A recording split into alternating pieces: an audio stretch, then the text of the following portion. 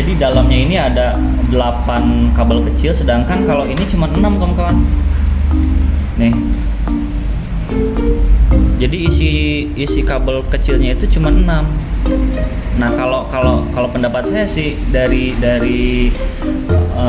arus datanya ini lebih kencengan yang ini. Gitu.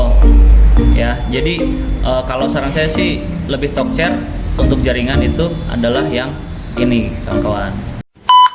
Oh, teman-teman, ketemu saya lagi dengan MJNet TV ya. Seperti kita lihat di depan kita ini ada 3 jenis barang ya. Yang pertama ini namanya kabelan ya. Ini kabelan biasanya ini built-in. Jadi ini sudah dari pabrikan ya, jadi sudah sepaket seperti ini. Nanti kita jelasin. Yang kedua, ini juga kabelan, tapi ini versi apa ya? Ini versi manual atau bisa disebut rakitan. Ini kita bikin sendiri, kita ngerakit sendiri. Nanti kita jelasin. Nah, ini namanya hub atau terminal ya, terminal dari kabel-kabel ini biar bisa nyambung kemana-mana. Nah, kali ini MJNet TV mau ngejelasin teman-teman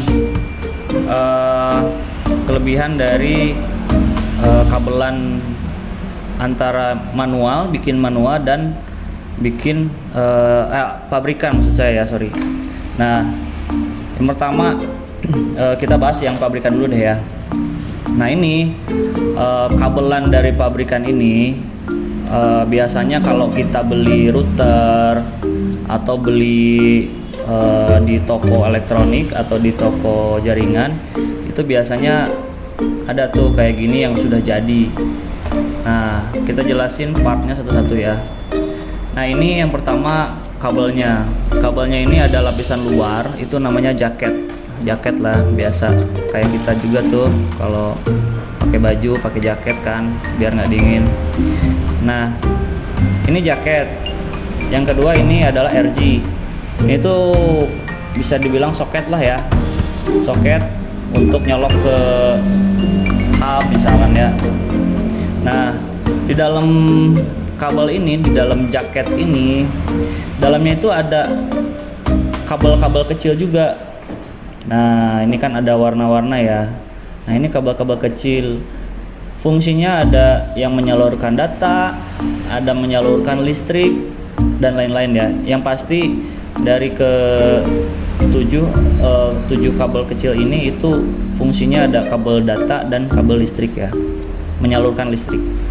Nah, kabel pabrikan ini rata-rata kalau kita beli router itu biasanya ada dikasih nih, kayak kalau kita beli handphone ya. Kalau kita beli handphone kan dikasih kabel USB ya, ada charger USB. Nah, ini juga sama. Ini kabel router kabel LAN ini dikasih gratis ya dari sananya gitu. Nah, ini bagus kalau dipakai, ini langsung talk share, jarang ada trouble. Nah, tapi kita dilihat dari sisi ekonomisnya ya teman-teman.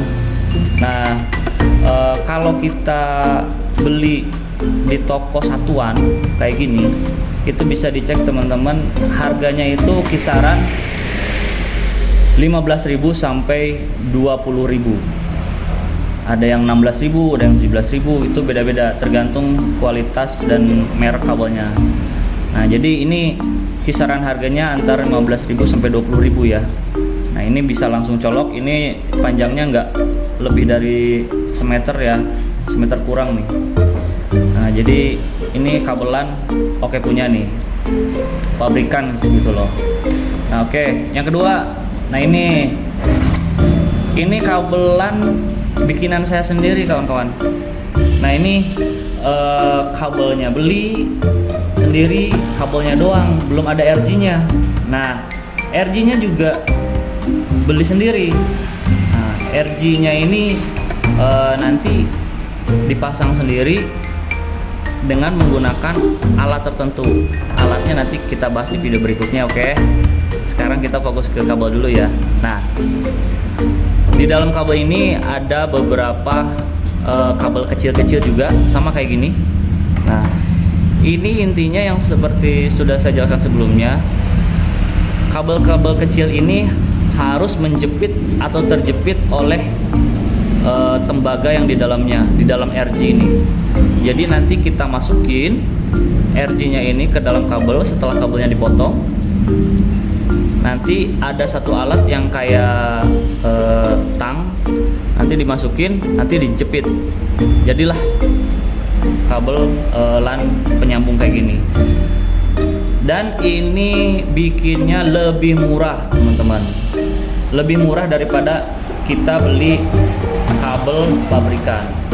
Kenapa? Nah, kita rinci ya. Beli kabel ini kalau per meter itu kita belinya sih ada yang 1 dus gitu kan.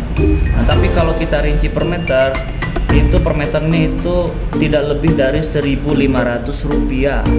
Murah kan? Keren gitu loh. Nah, murah banget kan? Nah, jadi apalagi segini ya, semeter aja cuma 1.500 gitu kan. Nah, tapi kalau RG ini kita beli satuan di toko elektronik atau di toko jaringan, RG ini harganya ada yang 4.000 sampai 5.000. Udah kebayang dong berapa total budgetnya untuk membeli bikin kabel kayak gini. 5.000, 1.500. Jadi kan 11.500 ya. Sedangkan ini totalnya adalah 15.000 sampai 20.000. Mending mana? Ayo, mending ini apa mending ini? Nah, kalau saya sih pakainya yang manual ya. Asalkan bisa bikinnya yang tadi. Jadi kita bisa menekan budget. Nah, fungsi dari kedua kabel ini sama-sama aja, yaitu penghubung data dan listrik tentu saja. Nah, ini hub juga yang kayak kemarin di video sebelumnya. Ini hub kecil dengan 5 port. Ini mereknya dari Tenda. Nah, ini murah banget. Ini harganya 65.000 sampai 70.000. Dan ini pun punya fungsi yang sama, menghubungkan kabel terminal sehingga kita bisa menikmati internet. Nah, dengan cara menyebarkan sinyal internet seperti ini. Jadi ini terminal fungsinya. Nah, ini kali ini kita fokus ke kabel.